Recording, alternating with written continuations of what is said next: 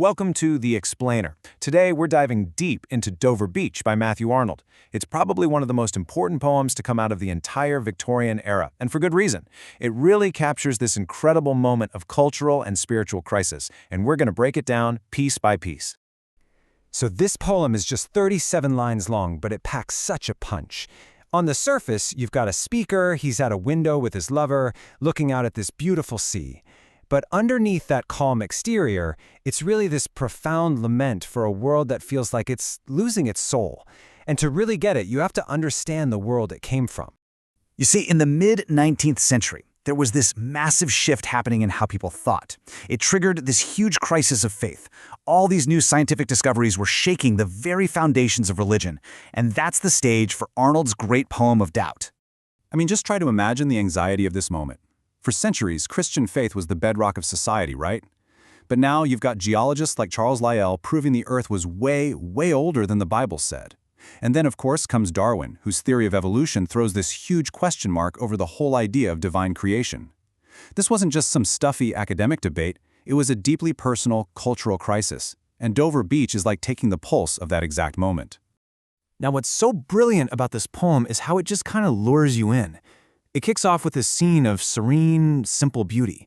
It gives you this false sense of security, which makes the dark turn that's coming just that much more powerful. The opening lines, they seem so simple, almost peaceful. The rhythm is all smooth and regular, like a gentle wave. The words themselves, calm, full, fair, they paint this picture of perfect order. The speaker is calling his love over to the window to share this perfect scene. He's trying so hard to just hold on to this peaceful feeling. And then, bam, this one sharp command. Listen. This is the pivot. The entire mood of the poem shifts from what the speaker sees to what he hears. And that beautiful scene is just shattered by this harsh, ugly sound, a grating roar. He's not just looking at a pretty landscape anymore. He's hearing something deeply disturbing inside of it. And this contrast, well, it's the engine of the entire poem. The world looks beautiful, it looks orderly, but if you actually stop and listen, really listen, you can hear this eternal note of sadness. The speaker's basically saying that just beneath the beautiful surface of everything, there's this deep, unending misery. And that's a truth you hear, not one you see. So, what is this eternal note of sadness really about? As the poem goes on, the speaker makes it clear it's not just him feeling down. No, it's a diagnosis of his entire era, this huge, large-scale loss of religious belief, which he pictures as a tide going out. So he gives us this incredibly powerful metaphor, the sea of faith. He's imagining faith as this massive ocean that was once at high tide. It wrapped around the whole world, like the folds of a bright girdle furled. Now, a girdle is a belt. It holds things together, keeps things in place. It's a perfect image of security and protection. But that security? It's gone. Now all he hears is that protective sea pulling back. Its roar isn't powerful anymore. It's just melancholy and withdrawing. This is such a devastating image. The retreat of faith leaves the world exposed, cold, unprotected, naked. Now, here's where it gets really clever. Arnold makes you feel this chaos in the very structure of the poem itself. Victorian poetry, it was usually super strict. Regular forms, predictable rhythms. But Dover Beach, it throws all the rules out the window. The lines are all different lengths, the rhythm is all over the place, and the rhyme scheme feels completely random and chaotic. The poem's structure is literally a fight between order and disorder, between pattern and chaos. It's like the poem itself is trying to find a stable footing, but just can't. And that makes the speaker's internal confusion, his anxiety about his entire world collapsing, you can see it right there on the page. So, faced with this collapsing world, this deafening sound of faith retreating, what does the speaker do? He turns away from the window and toward his beloved. He's desperately looking for some kind of new anchor in this storm. He's asking a question that totally defined his time, and let's be honest, it still kind of defines ours.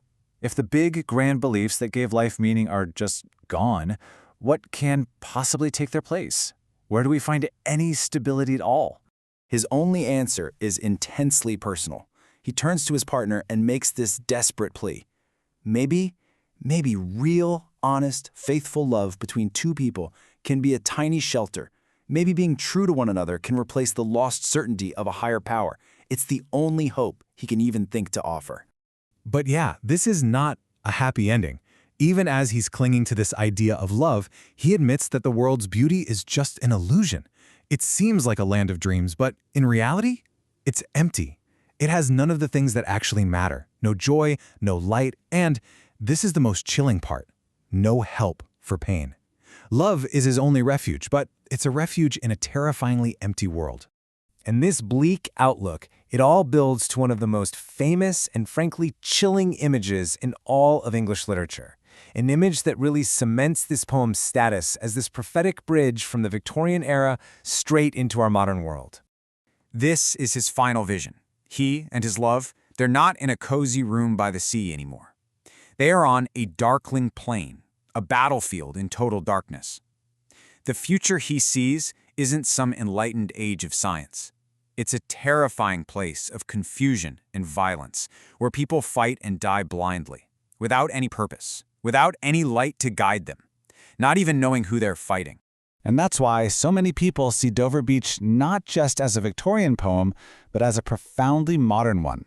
Its themes of alienation, this focus on a single person trying to make sense of a meaningless world, and its totally radical experiments with form, all of this was way ahead of its time. It foreshadowed the huge literary movements of the 20th century. It's a poem written in 1851 that speaks the language of 1951. Ultimately, Dover Beach isn't just some historical poem you read in a textbook. It's a living, breathing question. Arnold was writing way before the World Wars, before the atomic bomb, but his voice is almost prophetic, warning of a future drowning in conflict because it's lost its meaning.